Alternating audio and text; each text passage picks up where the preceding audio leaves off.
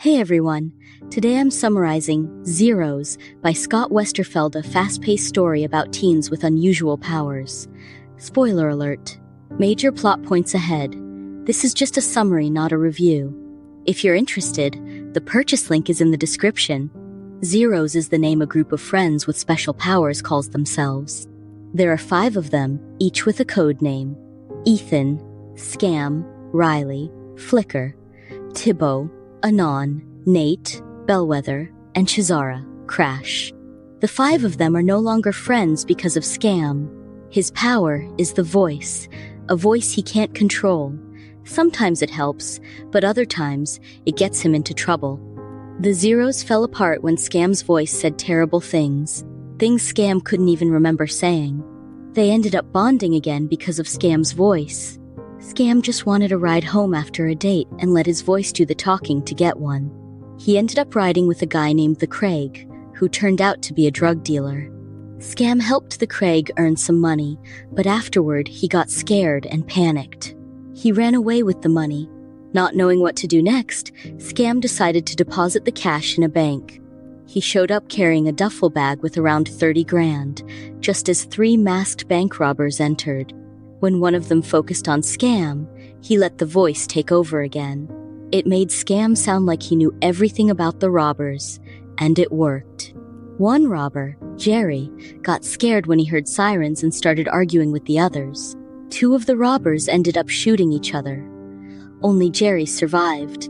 He was taken to the police station, and so was Scam, because Scam had spoken to Jerry like they knew each other well. Scam was interrogated, but it was hard to get out of the situation because there was video evidence of him. Desperate, he called their leader, Bellwether, who quickly responded. Bellwether's power is his charm. He can temporarily influence how a crowd feels. To help Scam, Bellwether brought in Crash and Flicker. Crash has the ability to disable machines, while Flicker can hop from one person's vision to another. She's blind, but she can see clearly through everyone else's eyes. Crash entered the police station, guided by Flicker's sight.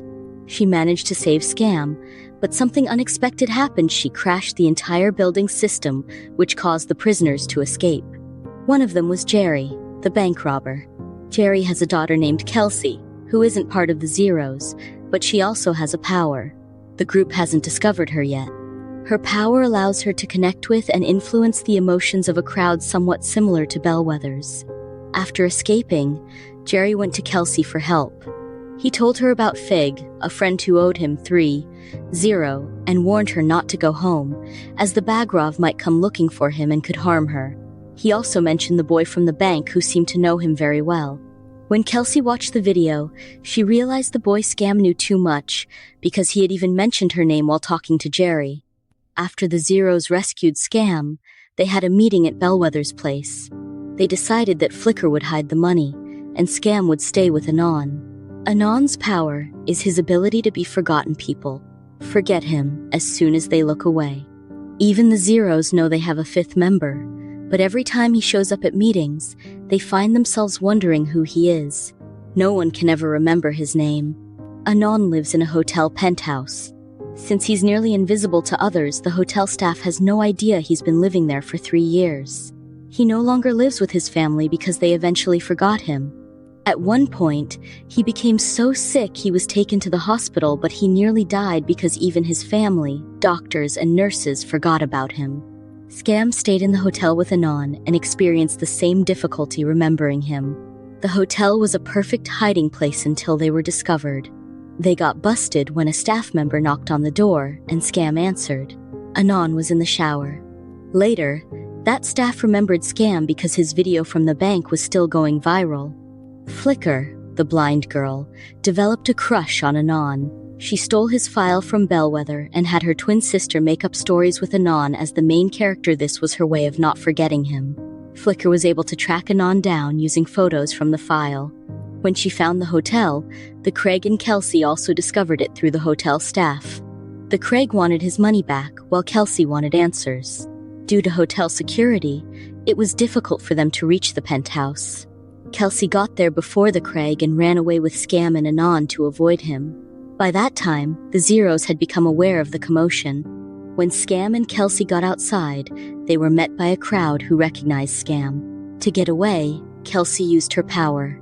She redirected the crowd's attention by throwing the money into the air, the same money from Fig, which was payment for Jerry. The distraction worked, and Scam and Kelsey escaped. Scam finally had the chance to tell Kelsey the truth. He told her about the voice. Kelsey didn't fully believe him, so she asked him to use it. The voice spoke and told her details about her childhood that no one else could possibly know. Before it stopped, the voice also revealed that Kelsey had a superpower too.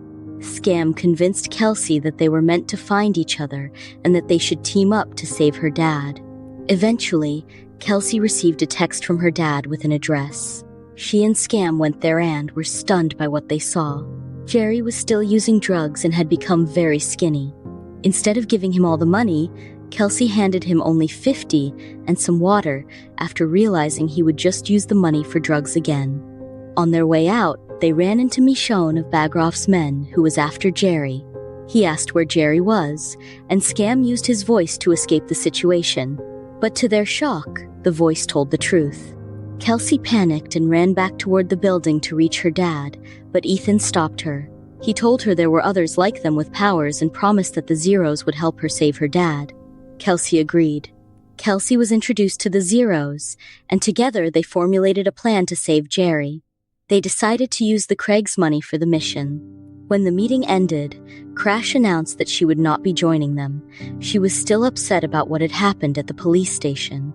Aside from freeing the prisoners, one officer had been beaten and was now in a coma. On the night of July 4th, when Bagroff and Kelsey had agreed to meet, the cops began trailing the car Bellwether was driving. This caused a delay, as Bellwether had to shake them off. Because of this, Anon and Flicker needed a different ride. Flicker stayed behind, standing on the sidewalk while Anon stole a motorbike from a pizza delivery guy. Anon was able to follow where the bag of 30 was taken. Meanwhile, Flicker was using Scam and Kelsey's eyes, and she sensed something was wrong when everything suddenly went dark. Bagroff didn't keep his promise, even though they had paid him more than enough. Nothing worked, not even Ethan and Kelsey's powers. Ethan and Kelsey were taken to Parker Hamilton, the hotel scheduled to be blown up for the 4th of July celebration. A crowd had gathered outside, waiting for the demolition. Jerry was also there, weak and badly beaten. The three of them were tied up, growing hopeless. Scam's voice even managed to make Misha cry, but he still didn't let them go. Bellwether and Flicker were still trying to find Ethan and Kelsey.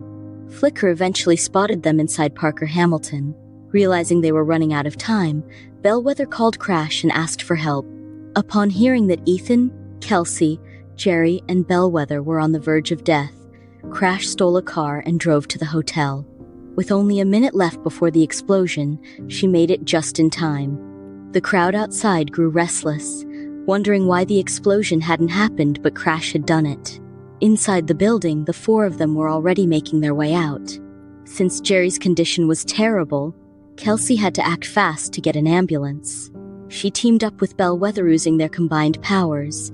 They caught the crowd's attention and directed them to where the ambulance was. Kelsey succeeded.